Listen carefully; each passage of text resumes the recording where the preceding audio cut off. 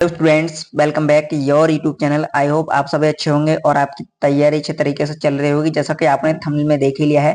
आज हम बात करने वाले हैं जो क्लास 9th के लिए आपका नवोदय का एंट्रेंस टेस्ट होने वाला है, उसका जो साइंस का सिलेबस है, जनरल साइंस, उस सिलेबस की हम बात करने वाले हैं कि उसमें क्या क्या आपको पढ़ना होगा। तो सिलेबस को हम ध्यान से समझेंगे, साइंस के सिलेबस को। इसके अलावा यदि आप जो अदर सब्जेक्ट है उनका सिलेबस भी प्राप्त करना चाहते हैं, समझना चाहते हैं, तो आप हमें कमेंट्स कर सकते हैं। हम उस पर एक सेपरेट वीडियो लाने की कोशिश करेंगे। तो देखते हैं, बात कर लेते हैं हम सिलेबस की। सब्जेक्ट साइंस है, जो कि आपका मैक्सिमम मार्क्स यानी 35 मार्क्स का ये जो आपका है सेक्शन रहने वाला है। साइंस का सेक्शन तो बहुत बड़ा वेटेज आपका इसमें या रोल प्ले करेगा। ये चैप्टर का नंबर होगा यहाँ पर, chapter wise class 8 science solution और टॉपिक कवर्ड, कौन कौन से टॉपिक कवर्ड इसमें होंगे। तो chapter 1 crop production and management, ये नाम है चैप्टर 1 का, और इसमें आप कवर करेंगे agricultural practice, basic practice of crop production, preparation of soil, agricultural implements, और उसके अलावा sowing, addition, irrigation, protection from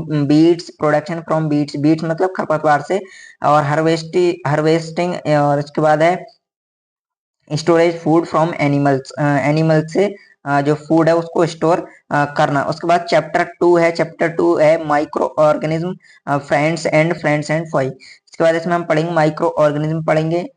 where do micro organism, यानी माइक्रो ऑर्गेनिज्म क्या करते हैं लाइव। उसके बाद micro organism and use, micro organism and us, harmful micro organism, यानी हमारे लिए जो हार्मफुल माइक्रो ऑर्गेनिज्म है उनकी बात करेंगे।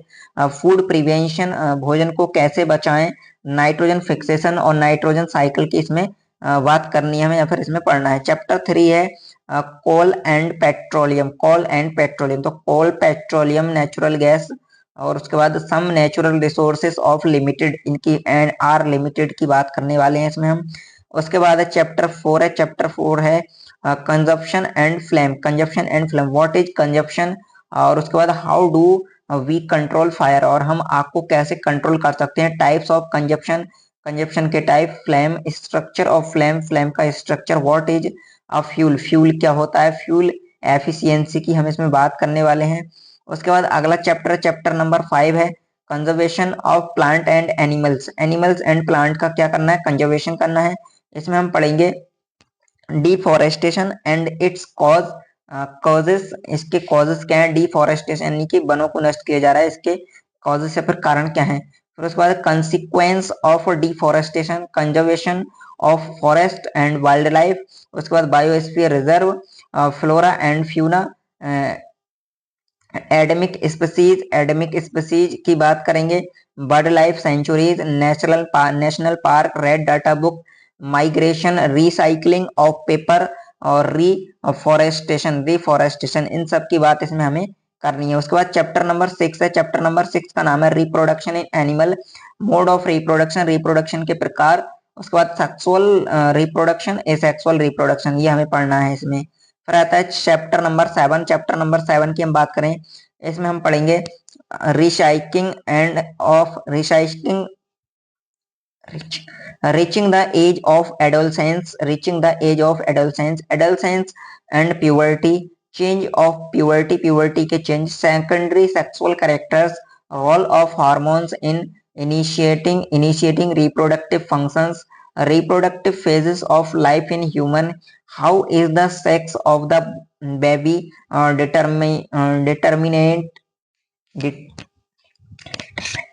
determinant hormone other than sex hormones, role of hormones in completing the life history of insects and frogs।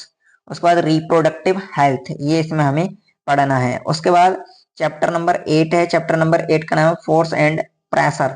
तो इसमें हम क्या पढ़ेंगे, फिजिक्स का टॉपिक हो जाएगा हमारा, फिजिक्स का चैप्टर है फोर्स, ए पुश और ए पुल, force are due to an interaction, exploring force, a force can change the state of motion, force can change the shape of an object, contact force, non contact force, pressure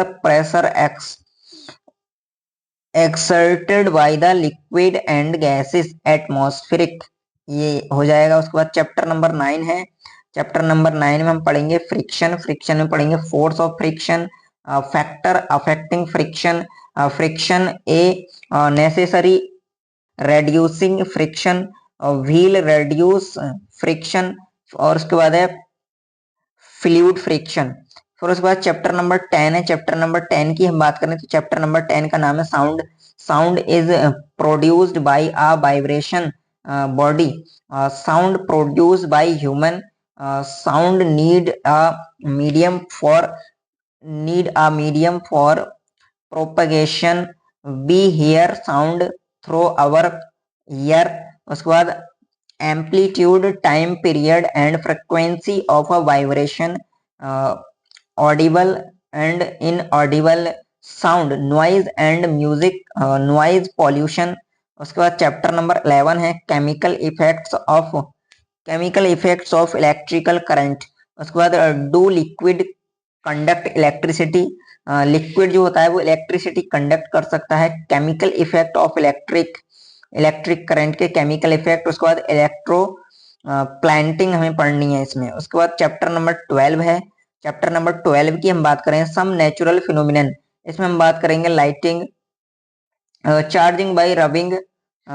उसके बाद types of charge and there interaction, transfer of charge. उसके बाद the story of lighting safety. उसके बाद अर्थ quack की बात इसमें हम करने वाले हैं। फिर चैप्टर नंबर 13 आ जाता है, जो कि लास्ट चैप्टर है इसका। तो देख सकते हैं साइंस का जो टॉपिक, साइंस का जो पोर्शन है, सिलेबस है, उसका लास्ट चैप्टर है। चैप्टर का नाम है light. What make things visible, law of reflection, regular and diffused reflection, reflected light can be reflected again, multiple image. उसके बाद sunlight white or colored, what is inside our eye, care of the eye, visible